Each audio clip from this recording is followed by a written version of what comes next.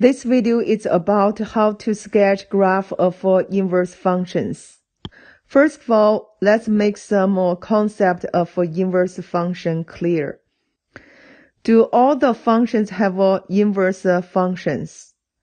Answer is no. Only one-to-one functions have inverse function. So how you decide one function is a one-to-one function? We use a horizontal line test. No horizontal line intersects its graph more than once. We call this is a one-to-one function. For example, look at the first graph. We know this is an absolute value function. When we draw horizontal line, intersect graph twice. So it's not one-to-one function. For second graph, when we draw any horizontal line, pass through the graph only once. This is a one-to-one function. For third graph, this is a quadratic function. When we draw horizontal line, intersect the graph twice. So it's not one-to-one function. Last graph, when we draw any horizontal line, intersect the graph only once.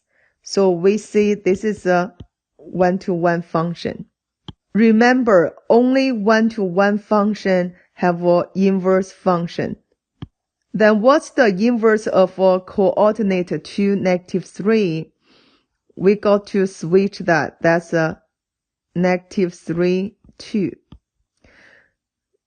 So for inverse of a coordinate x, y, the inverse will be y, x. In other words, we know all x means domain and all y means range. Domain of f means range of inverse. This is the same. And the range of original function will be the domain of inverse function. In other words, domain and range switch for original function and inverse function. Question 3. How do you find the inverse of a graph? We know any one-to-one function and its inverse function will reflect across y equals x line. Now let's do some practice how to sketch the inverse function of a given graph. First of all, we know that the graph will be reflect across the y equals x line. So you need to draw y equals x first.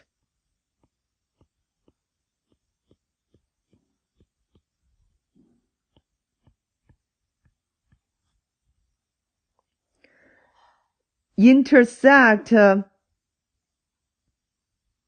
y equals x, this point will stay. Then, if it's easy for you to get coordinates on the original graph, like this is the one, is 0, 2. Then you can just switch 0, 2 to 2, 0. So find the 2, 0 is here.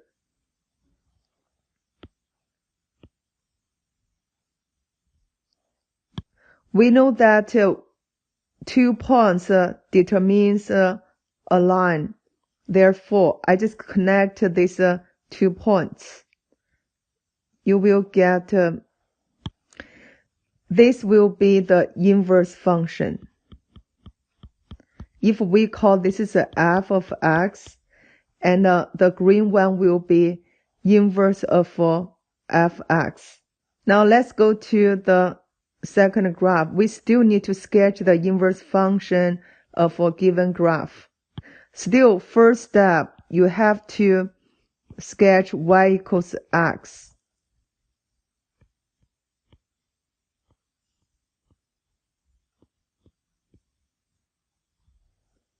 We got the y equals x graph now.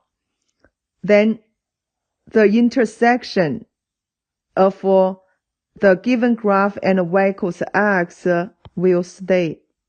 So this point will stay and this point will stay. Then second, try to find the integer coordinates so we can switch like this point. That is 4 and 3. So we got 4, 3. We switch into 3, 4 now. Find the 3, 4. It's here. The points between this 0, 0 and this point, there's no integer coordinates. Therefore, you can choose any points here. You got to do perpendicular line. And make sure you have the same distance. In other words, when you have this is y equals x, for example, you have a point here. How to find the reflected points across y equals x? You have to, from these points, draw the perpendicular line passing through y equals x. Then the same distance. This will be the reflected points across y equals x. So try to get the same distance over here. Then we got these 4 points already. Then just connect that like here. And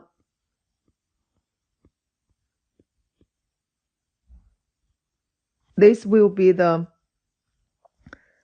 inverse function.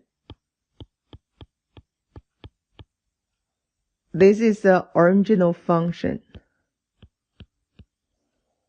Try to get integer coordinates as many as we can. Then if we cannot find, we use this strategy to get reflected points across y equals x. One more example, sketch the inverse function of the given graph. We need to sketch y equals x first. This is f of x. Try to get coordinates 0, 1. From 0, 1, you will get 1, 0. This will be the points on the inverse graph. Also, we find this point. That is 2, 4. So we get the 4, 2. It's here. Then for this part, you will see these points. Then we draw perpendicular line passing through this y equals x and count the same distance. Supposed to be here. Then we connect these 3 points. After we connect these 3 points, we got the graph of inverse function.